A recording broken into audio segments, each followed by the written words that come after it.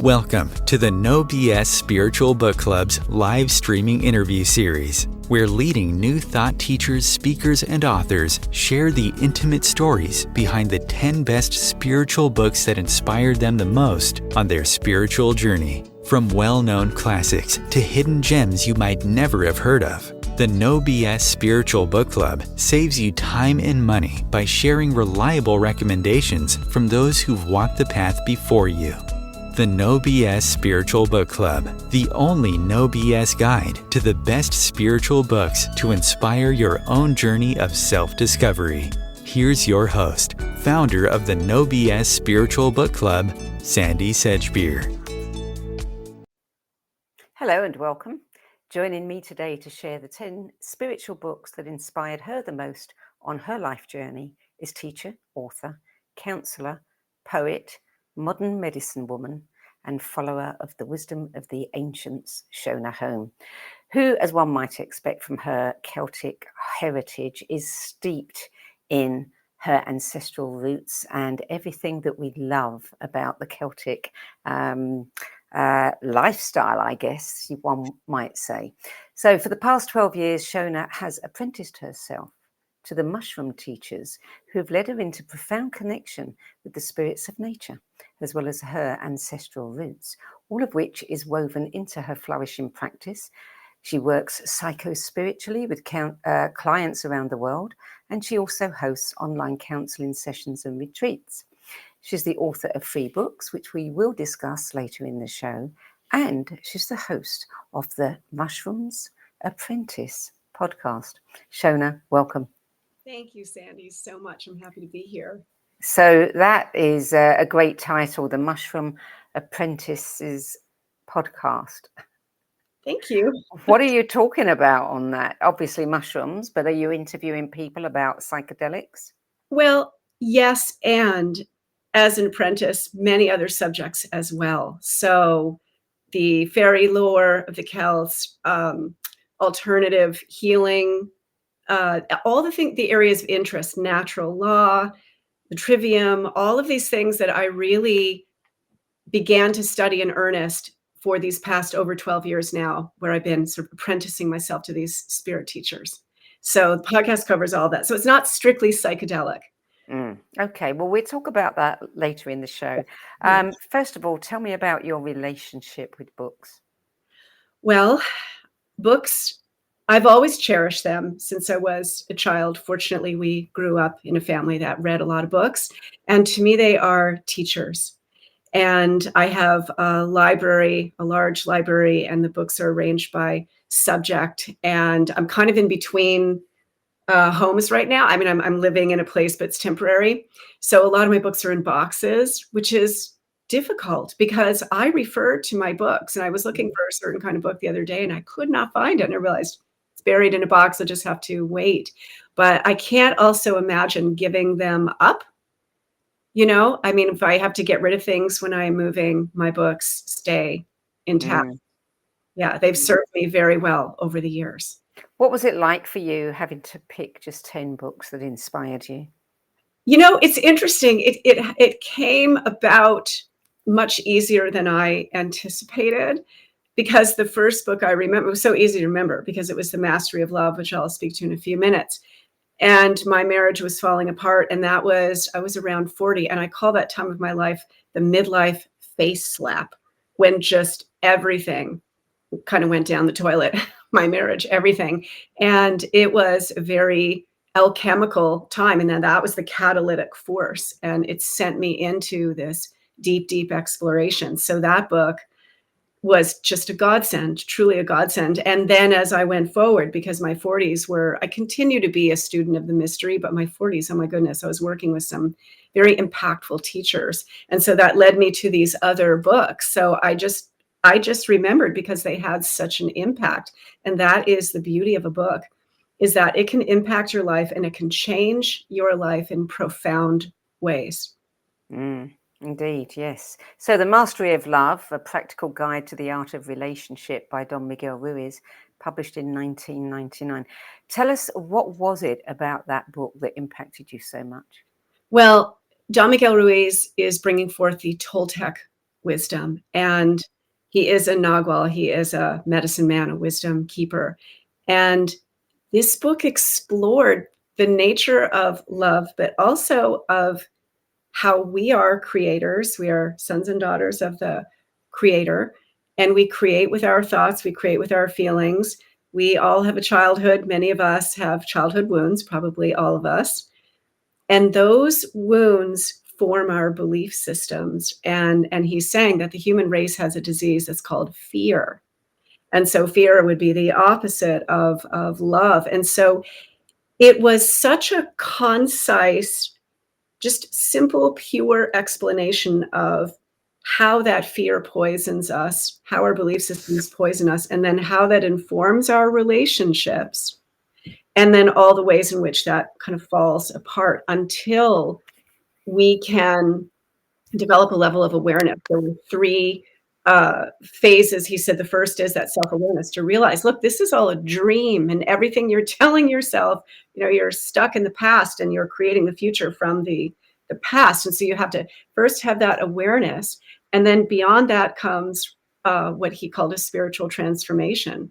When you realize I can transcend, I can wake up from this dream and I can transcend this. I can make changes that back in that sort of old mind state wouldn't even occur to me to be able to do. So it requires some kind of transformation. And then after that, he spoke of, then you have to be able to control your responses. So there is this personal responsibility with like owning our stuff, and also not, going into response with every single thing, but like, whoa, what, just slow down, take a breath, remember that person's in their dream as well. It was just the ultimate manual. In my mind, I thought, anyone who's going to enter into a relationship needs to read this book. And it's not complex. And I love the academic, the complex. I almost put one of Edward Edinger's books on this list. And I was like, no. I think we'll pass on that one for now. But yet truth is so simple. It's very simple. It requires no sense. Yeah, you hear it and you're like, oh, God, of course. And so that's one of those books. Yeah. And I can imagine too, you said that, anyone in a relationship, but I would think anyone exiting a relationship would, it would be like having the best counseling in the world, because, we so badly need help at that point in our lives.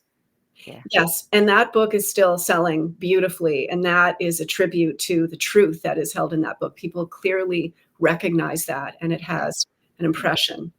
Mm. So number 2, The Hero with 1,000 Faces by Joseph Campbell. Big classic, 1949.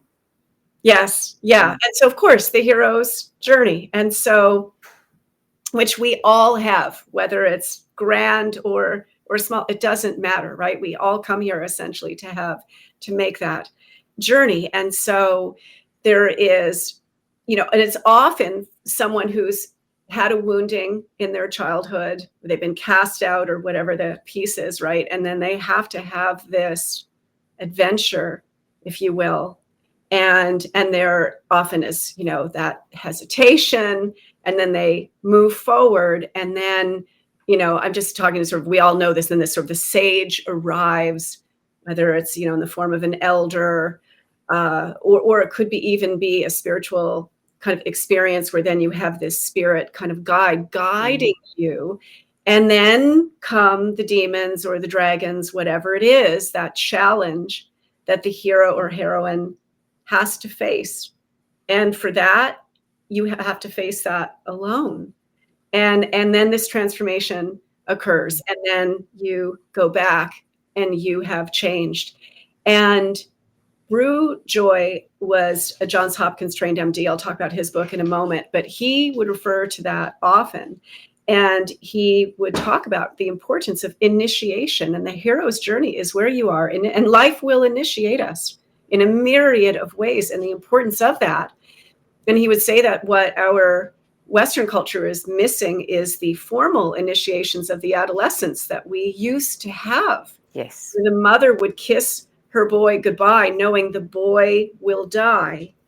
He'll have the initiations, usually harrowing, but he comes back a man. And then for our girls, there were also many initiations for them when they started their menses, and they would join the women and, you know, learn the magic and the wisdom and all of, I mean, they're just beautiful. And so the way Campbell does this, of course, is he was a university professor at Sarah Lawrence, and he was a mythologist. And so he brings, it's the hero with 1,000 faces, because it's that same story all around the globe. In every culture, they have their version of this. And so that it was very, I found that very affirming. I read that in my mid-40s when I was working with Brew. And that is the kind of book that you definitely want to return to. But just to realize, okay, I can look at this situation in my life as, oh no, this is happening to me, and this is very difficult and scary. Or I can look at this as, I'm being initiated, and this is a powerful experience, and life is teaching me and growing me. This is an opportunity to develop and change in powerful ways. And so that book illustrated that for me in a very profound way. Just absolutely, it's a masterpiece. It is a masterpiece. And those rites of passage that we've lost, you know, they're so important. So important. So book number 3 is a book that formed the foundation of the psycho-spiritual work that you do. And it's called Avalanche, Heretical Reflections on the Dark and the Light by Ban Draoi, MD, published in 1992. Yes. So Brew was my teacher I was very graced to work with him for 3 years. And then he went off to work with his teacher later, and then came back. And then unfortunately, a cancer that he had earlier returned, and he passed away. But I had 3 years, very profound with him. And so this book, his first 2 or more decades of teaching, he was in this sort of Christ light awareness, and he wrote a beautiful book called Joy's Way. But Brew would say the deep psyche demands balance. And so then came the essential stage where he had to look at the shadow. And so that book, Avalanche, opens up with 2 dreams. And the first was as a boy, and he dreamt that he was outside and he saw the Christ. And he was so excited. He was like, I'm going to follow this man. And he runs in to tell his mother and his family, and they couldn't care less. And he realized, okay, I'm on my own here with this. But he was in that kind of mindset. Well, then the second dream came to him. I think he was in his 40s. And he's at a gas station. He sees an elder man. He sees a bunch of hell's angels, but he's like, it's in the middle of the night. And he's like, oh, I'll probably be okay. But then he gets this sense of a presence, and it's evil incarnate. And he freaks out, and he runs back to his car, which is white, so the dreams are highly symbolic, and that's symbolizing his innocence. And he gets in his car, and he rolls up the window, and he locks the doors, and he looks in the rearview mirror, and evil incarnate is sitting in the back seat. And he said he woke up screaming, and it took him years before he could even talk about that dream. But that was kind of his initiation into ultimately the unconscious. So we're in our conscious mind right now. This is our personality. It's the surface consciousness. But then we have this rich, untapped, uncharted territory called the unconscious, or the deep psyche. And it is where so much of us, you know, the wholeness resides, but we're unaware of it. And we're unaware that it is packed with resources. That said, these resources within the unconscious can either illuminate and bring greatness, or they can utterly destroy us. And so that entire book is sort of exploring kind of what this is, and also to redeem those shadow cast out parts, you know, because we don't want to look at that. So it gives you this much larger, broader understanding where, you know, at some point you get to a level of your maturity where you don't get to be in preference. You have to look at the all. You have to consider the whole story. And also that unconscious of ours is connected with the collective unconscious. Like, it's all there. And it is rich territory. And also dreams are a doorway into that. And Brew would say you have to kind of shift states of consciousness to even understand a dream, because it's not speaking, obviously, the way we are are speaking. And there are other ways of accessing that as well, psychedelics being one of them. And so, yeah, it's just a fantastic book. And it also helped me because Brew was a master at understanding dreams and kind of taking them apart in a way that it was jaw-dropping. It was so astute. And so he does that in his book with a few different dreams. And that as well, for me, was very instructive because I had the teaching from him. And he would say you really need to be sort of inducted into that. It's not, you don't just open a book, oh, these are the symbols. This means this and this. Well, no, that's far too confining. That's actually not how dreams work. And that one symbol could mean very different things for, different people. So it's a really instructive book for people who are interested in shadow, interested in working with others, with the psyche.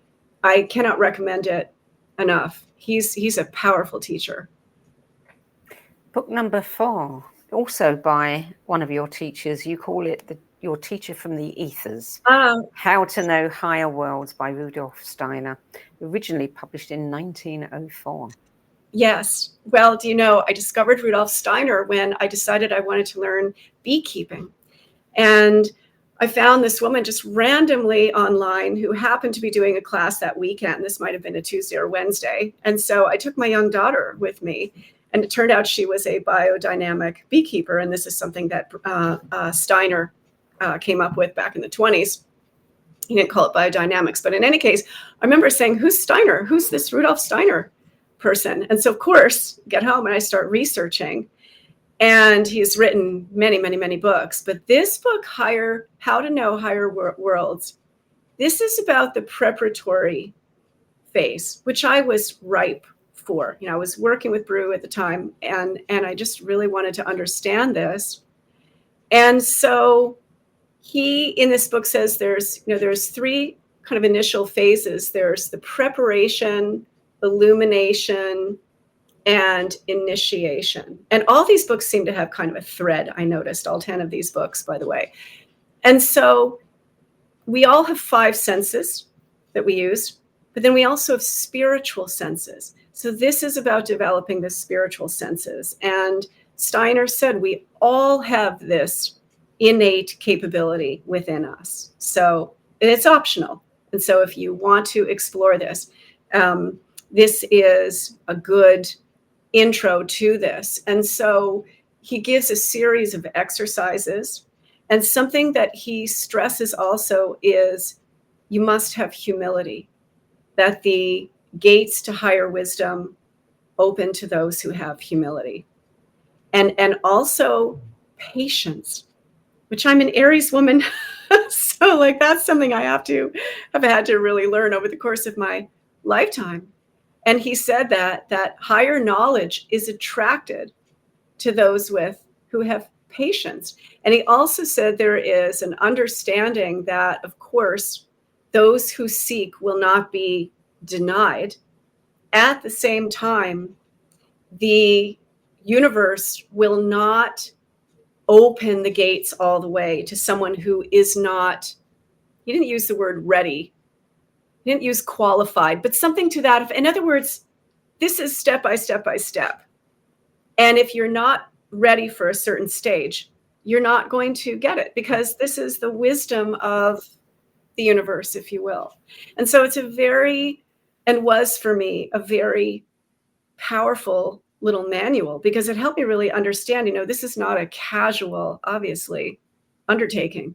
This is for people who, certain attributes are, reverence, also tolerance, which I love, that he was saying, we're part of the whole. Even though you're in this study, it doesn't mean, you just live inside of a cave. We're part of this whole life. So we want to have compassion for others. And he gave an example that if your student doesn't get the lesson right, one teacher might blame the student, but through this understanding, you would look at yourself and think, all right, where did I fail my student here? Because he's not understanding this, right? So that depth of compassion.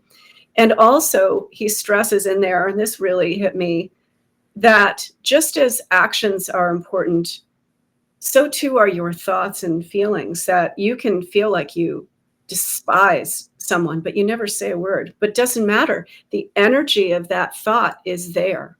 Mm. That's a frequency. And on some level, that person receives it. So there's this whole piece in terms of, being very self-aware and mindful, kind of on ourselves, with this sort of spiritual vigilance. So yeah. Tell me how biodynamic beekeeping is different. From regular beekeeping? Well, it's not as, shall we say, intrusive. You're not cracking open the hive every, single week. You're really allowing the bees their beeness, if you will. There's no breeding of queens. And there's a book on bees that Steiner, it was from a series of lectures he gave in the 1920s. And he spoke to the queen breeding back then. They were just starting to do it. And there was a beekeeper in his audience, and they were having a little, toe to toe, the two of them. And the beekeeper was singing the praises. And Steiner said, well, essentially that's one of those things that sounds like a good idea at the time.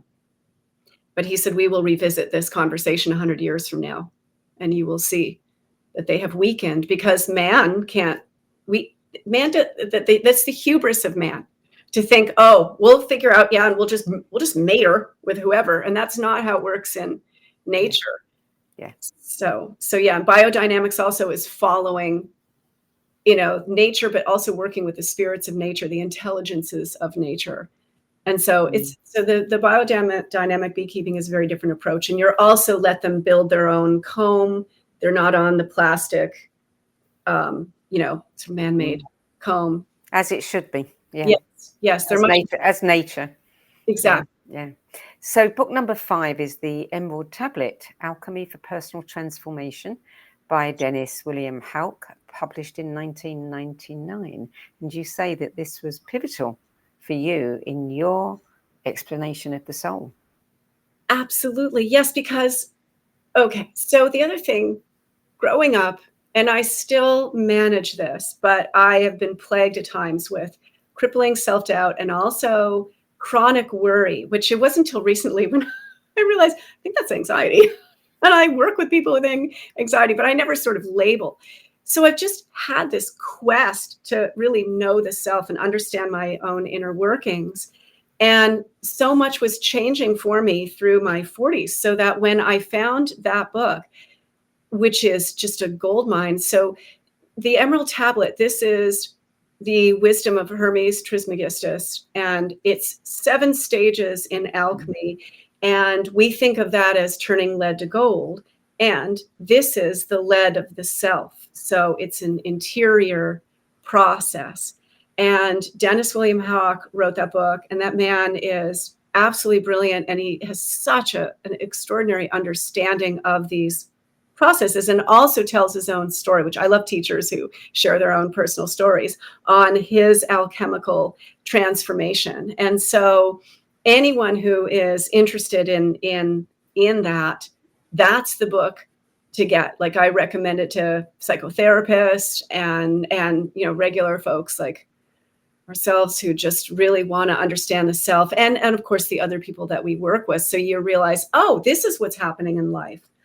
Okay, this person is, so the first one is calcination, and that's the burning away of the dross, and I call that the crisis. Like, that's when just like everything blows up in your face, as it's designed to. And then the second phase, dissolution, that's where it's the dissolving, like how you were before, that's the way. And water is also symbolic of the emotions. And so that's all the emotions come up. And boy, you are just like a cauldron simmering. There's a lot going on. And then after that comes the separation, where the old self is leaving and this kind of new part of you is being revealed. And then following that comes the conjunction. And that is, it's the union of the masculine and feminine. It's like these, so what's left and sort of the essence of you come together now. And we've got this, like, you've been changed, clearly. And yet, so that's the first stone, the alchemists call it. And then after that, because there's more, comes the fermentation. And that is known as a fire in the, is it the fire in the stone? I'm not sure. I have to look. In any case, fermentation is where you're meditating, you're praying, you're really seeking very deeply. And that's causing a change, because now what you want is that connection to the higher worlds, if you will, the higher knowing. And then following that is a distillation, which is continuous, of just this kind of burning away, more and more awareness, understanding, connection. And then the coagulation is, I mean, that's essentially the phoenix rising out of the ashes. You've been utterly changed. And so there's, all manner of examples of that over the course of people's lives. And so it's just such a relevant, profound book, and he explains it in a way that people can understand. And then, of course, there's so much alchemical imagery through it as well. And there's a lot. I mean, it's a thick little tome, and absolutely superb book. Well, we're going to take a short break now. You're listening to a No BS Spiritual Book Club interview and sharing the 10 books that had the biggest influence on her life journey. Today is modern medicine woman, teacher, author, counselor, and follower of the wisdom of the ancients, SHONAGH HOME. We'll be back with more from SHONAGH HOME after this break. Om Times TV. Maya Angelou once said that there is no greater agony than bearing an untold story inside you. I'm Sandy Sedgbeer, and when I'm not hosting Om Times Media's flagship radio show, What Is Going On, and the No BS Spiritual Book Club, I help people share their untold stories. Books are my life, my joy, and my passion, and there is no greater reward than helping aspiring writers get their books out of their heads and into the hands of those who are waiting to read them. If you feel that you have a book in you but don't know where to begin, visit sedgbeer.com. Click on the Work With Me tab and find out how my experience helping others tell their stories might be just what you've been looking for. That's sedgbeer.com, sedgbeer.com.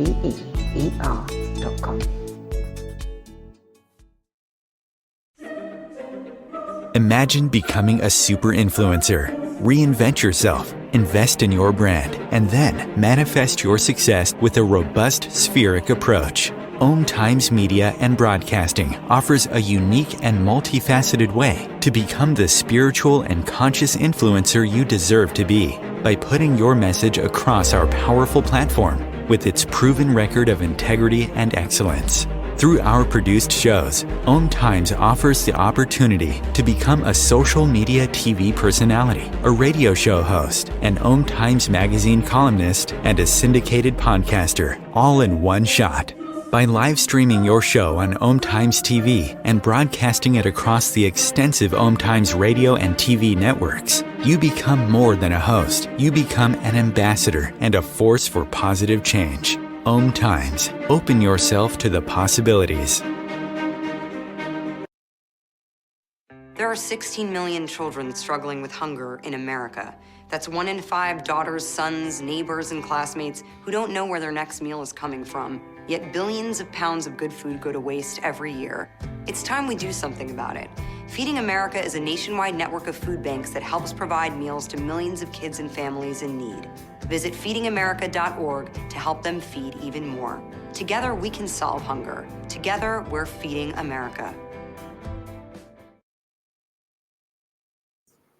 Welcome back. SHONAGH HOME, book number 6, The Kalian, anonymously written by the 3 initiates in 1908. And I don't think anybody's ever discovered who they were. I read it was, I think they did discover at some point, or they think they know who it was, a gentleman, and I'm sorry, I cannot remember his name. But I do like the anonymity of it. And so that book, I think, goes very well with the Emerald Tablet. And again, just wanting to know the eternal question is, who am I? And what is this? What are we a part of? And so the Kalian goes, it's more of the Hermetic understanding. And this is explaining kind of the forces of what we are in. And so the first Hermetic understanding is mentalism, so that all is mind. And so God, if you will, is and this is something also the Emerald Tablet talks about this at length. God is known as the one mind. And so that's the will, that's the idea. And then beyond that, you have the one thing, which is the imagination, the inspiration. It's this formless force that then makes what the mind has thought of. And I just love that. And so you have this rule in the Kybalion, all is mind. So we're in essentially the mind of God, and the mind of God is within us. And I always say we are sons and daughters of the Creator, so the apple doesn't fall far. And so we've got this mind here that is comes up with these thoughts, these ideas that we create with as a result. So that's the first one. Mentalism, and then correspondence. So everything kind of corresponds with so, and that's as above, so below, as below, so above. So this understanding that, this is all kind of a harmonic that we are in. Everything relates. Mentalism, correspondence, vibration, everything vibrates. And absolutely everything, even my chair that I'm sitting on, everything has a specific vibration. Polarity. And that I thought was very interesting because, we think in terms of opposites, but actually polarity says they're on a long line. So just like a temperature, you've got hot and cold, and then it's just it's a matter of sort of going up or down, up or down that line. So in other words, it's all related. These are opposites. And something I learned in the Kybalion, I'll just quickly share because I just love this. And as someone who's dealt with the anxiety, he said, you have to think in terms of opposites. If you're in that anxiety, what's the opposite of that? Trust. And so what you would do then is you would feed the trust, because they're just opposites on, so then you're going up, up, up, up in trust, and down, down, down in anxiety. And you can do that with anything as long as they're opposites. So I just want to pass that one because that helped me greatly. And then you also have rhythm, and so there's tides to things, and then gender to everything. On every plane there's masculine and feminine, and so they relate to each other. And then there's cause and effect, and so we think of that as karma. But that is the kind of book also you can read over and over again. It just really deepens your understanding that, look, we're in an intelligent universe, and this is not accidental. It's not random. It's actually highly, highly intelligent. And there are these sort of 7 layers of understanding of how things work. And that's, true within us as well. So that book is just a classic, as truth is, I guess you could say, right? I mean, this is very ancient knowledge, and we're so lucky that we have books that we can, that can convey this to us if we seek. Whereas a long time ago, that was not available to most people. Yeah. Book number 7. I like this. A book that reveals the long hidden female roots of the world's oldest form of religion and medicine. The Woman in the Shaman's Body, Reclaiming the Feminine in Religion and Medicine, by the distinguished anthropologist and initiated shaman, Barbara Tedlock. This was published in 2000. I never knew that originally all shamans were women. Yes, they were. Yes. I mean, we are designed for it. And especially with the monthly menses that women would have, I mean, it brings you into, and this was understood in these shamanic traditions the world over, it brings you into a very highly sensitive state. So you have greater access, you have greater spiritual power. And so I did not realize also just how dismissed these women were over time. And what I was also disappointed to hear is Mircea Eliade, who was an anthropologist writer who, so many people quote from him, and his work is amazing, but he never actually interviewed an actual shaman. it was deep, deep research, but he was so dismissive of women shamans. And so they were thought of as, a witch or a sorcerer or, the assistant. And so just totally trashed them. And something else that I thought was very interesting was also Michael Harner, she mentions in her book, and he's got a big shamanic school.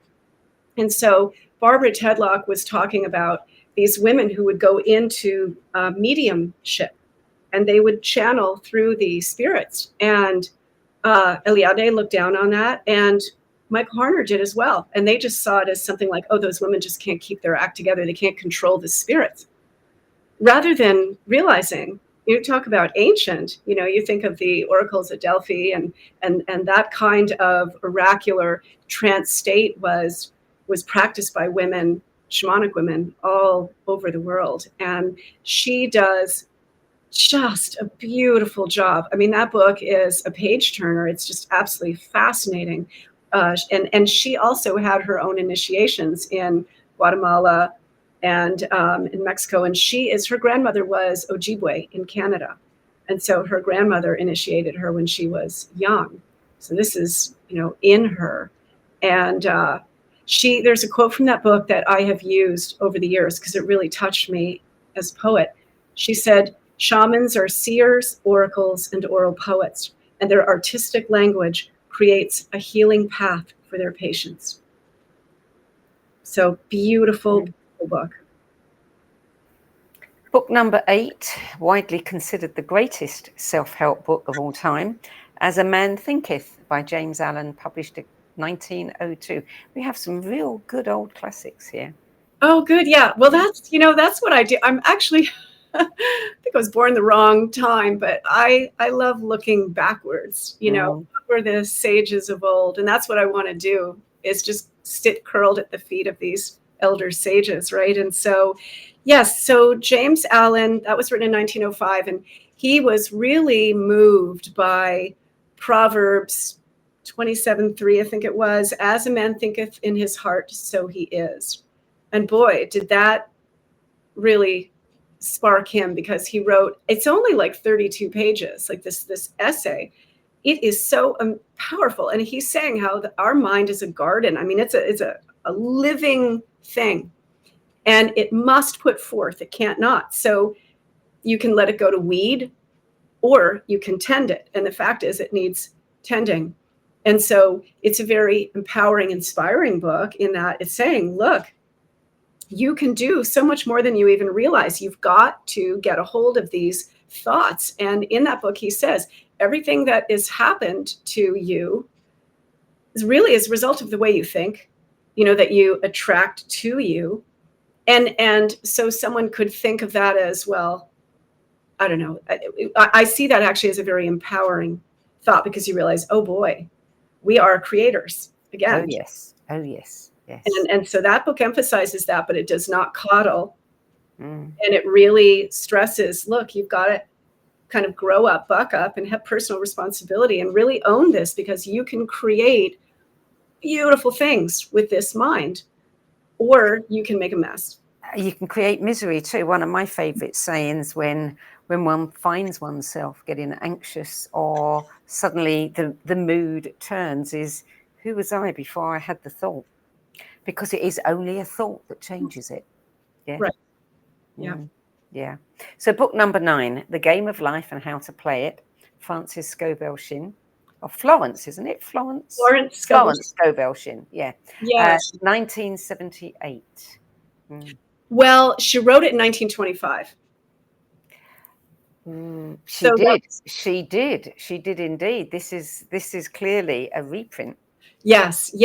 And another classic, and she was a metaphysician, and she looked to the Bible as a magical manual, which I just find fascinating. And I'm like, gosh, I went to private school run by nuns, like convent school, when I was little. I'm like, why did they know? I never heard anyone, talk of the Bible like this. Otherwise, if I had, I would have actually listened more. And so this book she is teaching people, again, how to use the mind and how to kind of follow the guidance of that that book. And she talks, so it's, again, I think from someone who's sort of, had to kind of overcome things that I've had, these books were really so helpful for me. And that book, actually, I found out about just a few years ago, because I had a retreat client say to me, "You sound like Frances Scovel-Shan." And I said, "Who's that?" And she said, "You don't know who she is?" She's, oh my God, you're going to love this woman. And of course, I just, there's so much truth in this book. And so she is advising people, of course, to think in a certain way, that and illustrating to them how, your thinking is bringing you this immense misery that you're experiencing. And then she would give, a line from the Bible or whatever. And even that line where Jesus says, "Oh, ye of little faith, if you had the faith of a mustard seed, you could move a mountain." I think she uses that example in that book. So again, this takes work, but that's what we're meant to do this. We're meant to, we've got to cultivate this. And so that book is about doing just that, and very helpful. There are a lot of examples of people who've accomplished a great deal in the face of, great difficulty, because of how that book affected their mind. Yeah.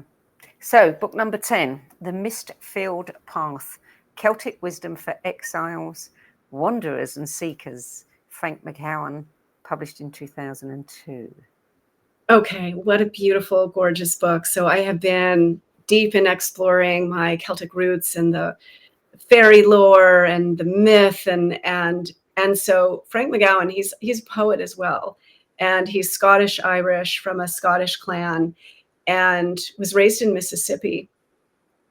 And when he starts that book, he talks about just sort of the hollowness of kind of where we're at right now. So I immediately fell in love with this man. I'm like, he's seeing exactly what I see. And he's saying in that book that essentially, culturally, we're suffering from soul loss. And so how do we bring that soul back? Essentially and we bring it back through looking back to our roots and understanding that our ancestors went through horrendous traumas. I mean, when you look into, what happened to the Scottish people and the Irish people, you just will weep. It was so devastating. And so he said, we're here, we survived, but it's kind of like, he gave the example of like being an animal whose leg got caught in one of those horrible traps and they chew their leg off. So, how do we essentially remember ourselves? And so in this book, he's talking about the Celtic traditions, and he goes into, well, what did the Celts treasure? Let's bring that back. And so, of course, it was this just beautiful connection to nature and an understanding that everything in nature is an intelligence, this animist understanding. Oh gosh, there's just so many beautiful examples he gave of that.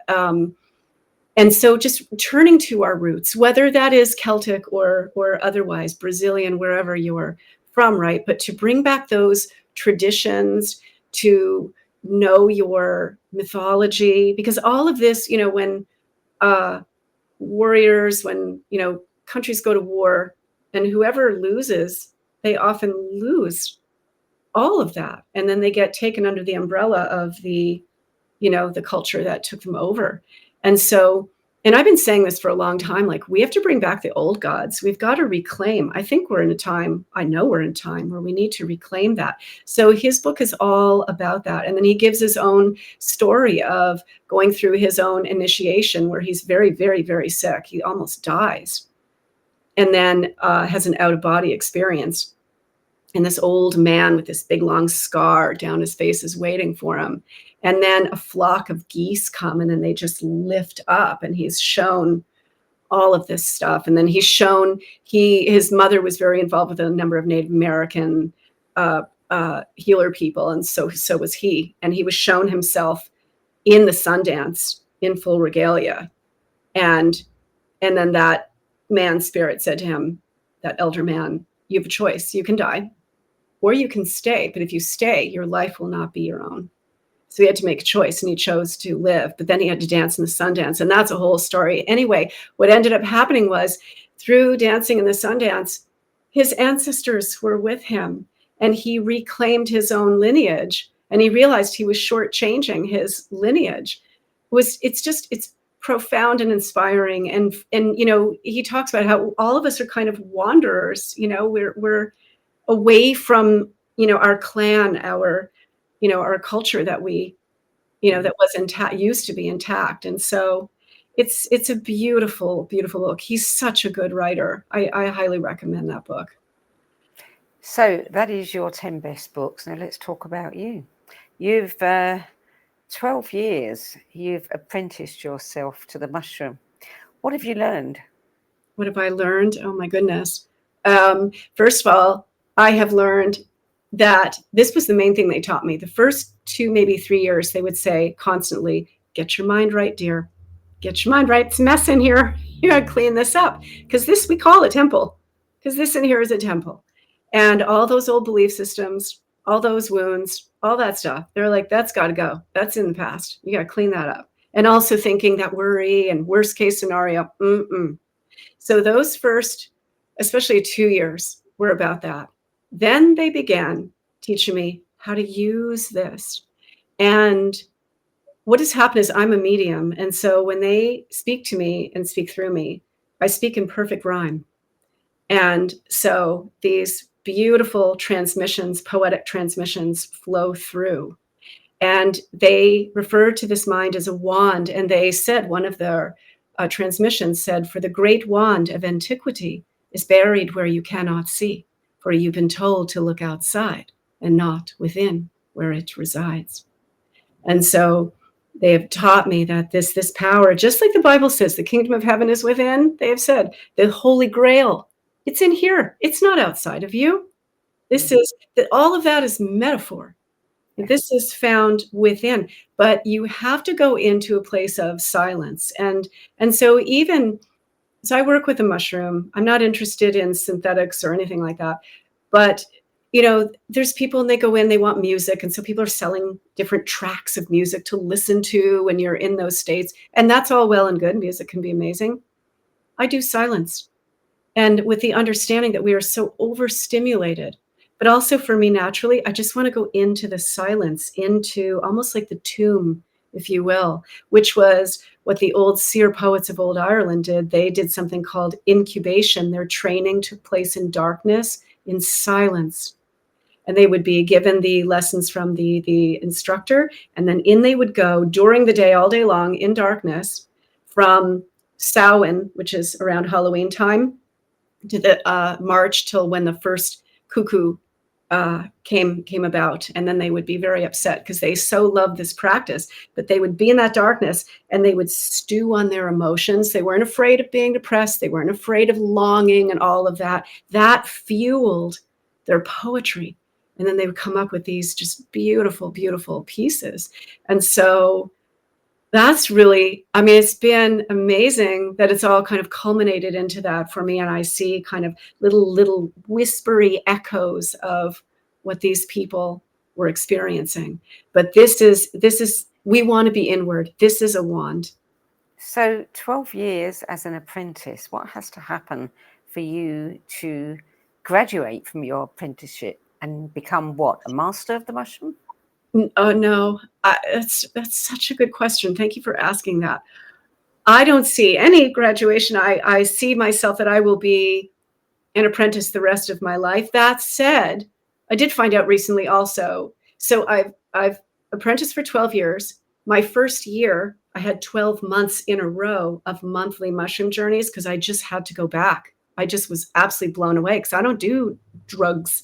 I don't do, this was just astonished me. So yeah. So let's see. There's no graduation really, but it's been 12 years and this book came about that I've titled Poetic Whispers from the Cauldron of the Other World. And so it has flowing through it all of these poetic, not all of them, but a number of these poetic transmissions. I have a number of those that are very personal toward me. And these are personal, but they also, I know, affect other people can relate. They're relatable. And also there are essays in there as well, personal essays. There's a chapter on the fairy lore. There's a chapter on the training. of the poets, the stones of Scotland, and we get into more of, you know, their paramagnetic qualities and creating these energetic fields. So, and now I have to take the book outward. Well, for the past, I'm in my 9th year. I've been doing these one-on-one retreats in my home, just one person, very intimate, like a cocoon, which I love. And that is, I can feel dissipating. And so what happens after 12 years, they're saying, you have this book, now you have to take it outward. And that's another initiation. I'm in those 7 stages of alchemy. I'm in my initiation process because that's not comfortable for me. I mean, yes, I know I can be articulate and I can do this kind of thing. But I think especially with all the COVID and stuff, like I tucked in. And my clients continued to come and I loved it. And they're like, no, you're coming out of that shell, dear. Mm. And too bad if it's uncomfortable, you know, you're meant to share and teach. Say the title again. It's a very evocative one. Poetic Whispers from the Cauldron of the Other World. How did you come up with that? Well, this book came about 7 years ago. I did a version of it, a very small version that I called Poetic Whispers from the Green Realms. But my publisher, which is Logo Sophia Books, and it's a small publisher, and I'm all for the small publishers. They are amazing. And so Steve said to me, Shonagh, this is, you know, there's so much of this, you know, the poetry, these old poets, this is so magical. He said, I just feel like cauldron needs to be in there because I talk about the 3 cauldrons which are within us. And so, yeah, and then I thought, you know, I work with beings from the other world, and this is very Celtic, of course, with the she, which are the fairy, and which are not Tinkerbells, by the way. These are very noble, ancient, wise beings. And so yeah, that's how I just kind of wove that together and thought, yeah, this is from the cauldron of the other world, just as the seer poets of old Ireland, the cauldron to them was the womb.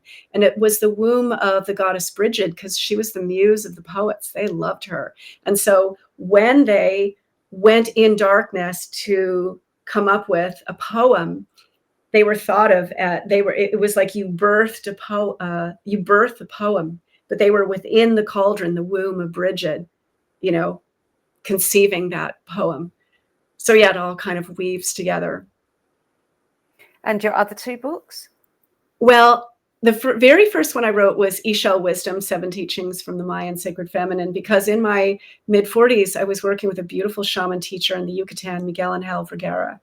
And I worked with him for a couple of years there. And again, so I've received messages from people who've crossed over. I've felt people cross over. I've just been very sensitive since I was a child. So when I was working with him, I had an initiation there in a cave, and the shaman there opened me to their mother goddess, Ix Chel. And then I began receiving transmissions from her. And so that resulted in this very sweet little book.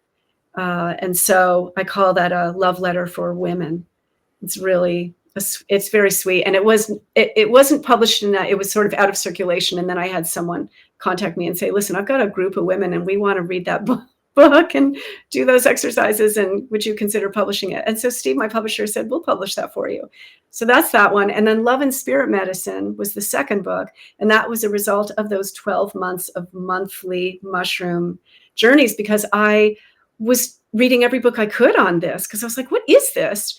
And I was like, where are the books written by women on the subject of psychedelics? I mean, there are a couple, but not that many. It really seems very much, you know, a man's world. And those are great, great books. And I love those guys.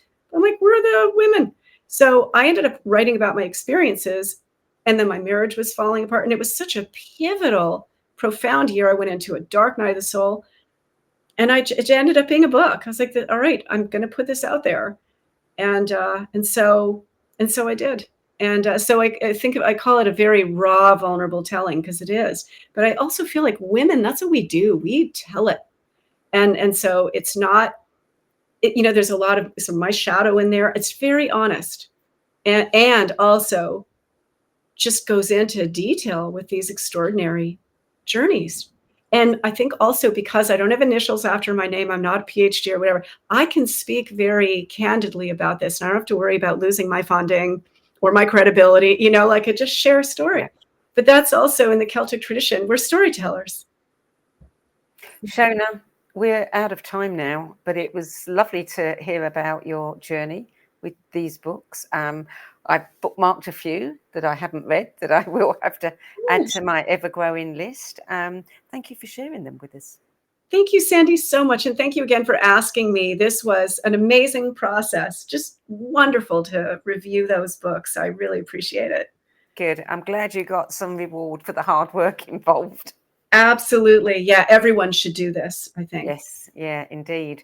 So SHONAGH HOME's 10 best list can be found at the NoBSSpiritualBookClub.com, and you can find out more information about her books, courses, retreats, and her podcast at her website, SHONAGH.com, SHONAGH, home, HOME, love that word, .com. That's it for this week. I'm Sandy Sedgbeer. I'll be back at the same time next week with another 10 best interview for the No BS Spiritual Book Club. Till then, it's goodbye from me. Thank you again, Shona. Thank you, Sandy.